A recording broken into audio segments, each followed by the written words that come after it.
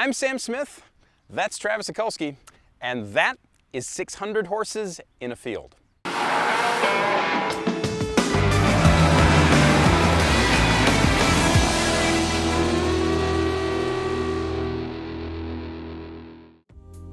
We're in the Mercedes-AMG E63 Wagon, 603 horsepower, twin-turbo V8, all-wheel drive, but with a front axle you can disconnect so you can have a drift mode.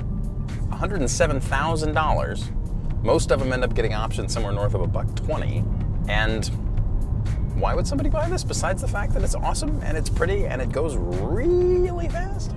It's different. Everybody today's buying crossovers, right? Crossovers are what people need when they have family utility and they want to put everybody in there and they want to have a lot of room. But then there's people who now don't want to be like everyone else. And not being like everyone else means buying a station wagon, a car that, used to be ubiquitous in America and now is only chosen by a select few people. Mercedes has been selling hot wagons for a couple of generations, and they sell in ridiculously small numbers, and you have to special order them. No dealer will stock a 600 horsepower wagon because the person who wants this is rare and doesn't come along that often.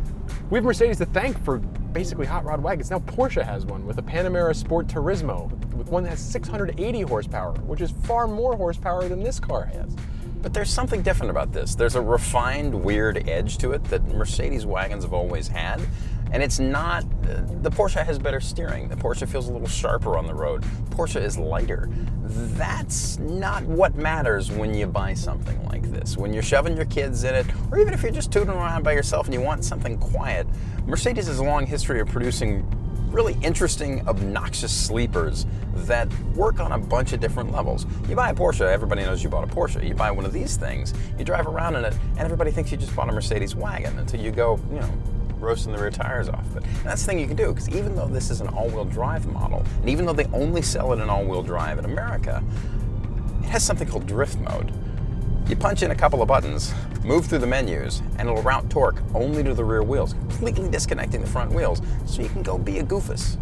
And it's really good at being a goofus.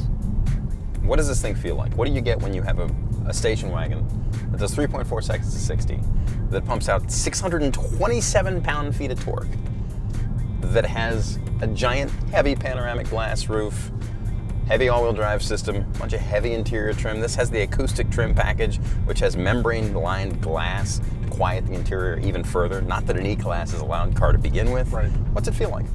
It actually feels surprisingly nimble for how heavy it is. You get something that looks like nothing else that can go this fast. It's pretty much the ultimate sleeper, which is something I hate saying because it's stereotypical and cliche, but it's true in this case. People won't look twice at a wagon like this and think, oh, that must be the fastest car in the world. But this is kind of super fast and it handles really well. And it doesn't feel all-wheel drive at all.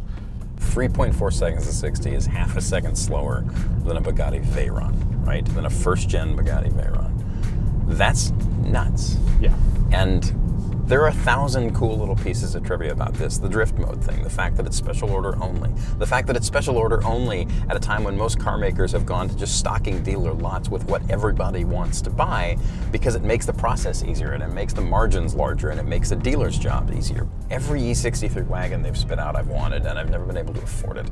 And at some point I'm gonna have one and I'm gonna put my kids in it and I'm gonna go do really stupid stuff. And my life is gonna be better, and that's the fantasy.